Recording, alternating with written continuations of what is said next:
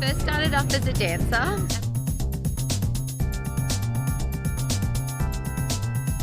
Always love fire performers and everything they do. So I thought, why not try to get into that field? And so I started training with one prop.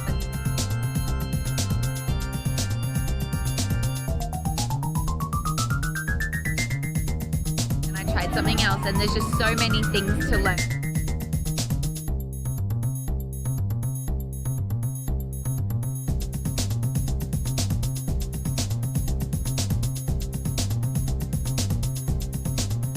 It's such an inspiring field.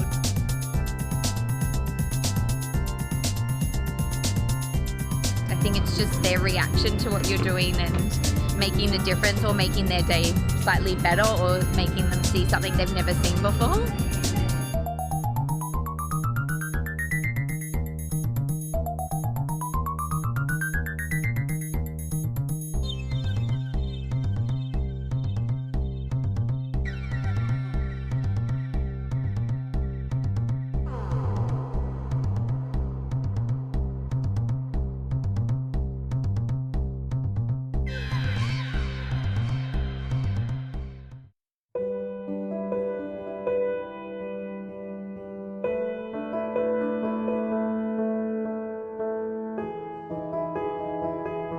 I've heard of Toastmasters where people learn to give a speech, but storytelling?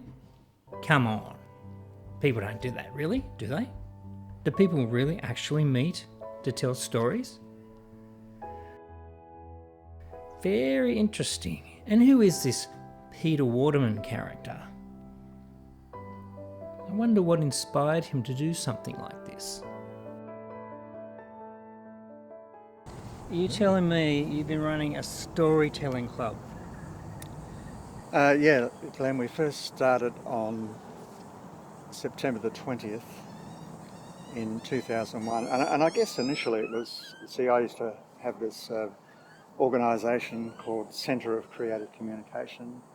And so the idea was to have a forum where people that have done my courses in public speaking, speak well, in storytelling, story well, in laughter, laugh well, could come along and be able to speak on a regular basis. So initially it was called Cocktails, C-O-C-C, Tales, but now we just call it an evening of storytelling. Is this more like a formal club or casual? No, it's informal, Glenn. So the idea is that whoever comes along can do something creative. James Rogers condemned in Utah for murder when asked if he had a last request. Yeah, give me a bulletproof vest. A story. Let it come and let it go. Time is precious. Colours are vibrant and deep. The sounds of nature mysterious and mellow. Deep, deep slumber. So, 20 years, what do you think it is about this club that people keep wanting to come back? Well, over the years we've seen people come and go. I guess anyone that's interested in storytelling will come along. Some of my friends have come along and developed an interest in storytelling as well. So over the years, like I guess we've got a core group of people that have been with us for the last 8 or 10 years anyway. And I guess it develops like a spirit of community, almost akin to family, really, yeah. So when people decide to tell a story, are they generally real-life stories? Yeah, look, Glenn, we have a theme every evening. We go from February to November, the third Friday of every month. You can tell a story from your own personal experience or from the riches of your imagination. I'd say 80% of people will tell stories from their lived experience. I tend to go the other way. I'm probably 80% on stories that I have created, but often those stories somehow relate to my own personal life as well. I hate Mondays. The only thing worse than Mondays is like Tuesdays after a long weekend. You say that storytellers has a sense of community? Is there some kind of connection that's happening through the process of telling stories? Absolutely. I think, you know, particularly if you've suffered pain in your life or a tragedy of some sort, writing about that is very healing.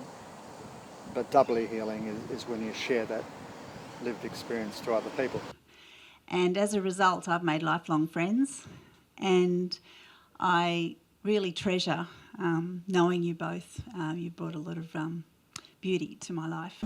But it also, you know, allows us to, as the listeners, to come into their world and consequently, I guess, form a deeper connection with that person because they've shared their intimate self. Yeah, absolutely. And this truth-telling in the stories that we share opened up the doors for her and I to really get to know each other. And this has happened to me countless times with people who've attended your storytelling. It's been a beautiful community that you've built, and it's spoken to me in ways that you'll never know, and given me a voice at times when I felt I had a voice nowhere else. It has been more than a little surprising that such a storytelling club exists. But it is a telling story of the need to share, the need to create, and most importantly, of the need to connect.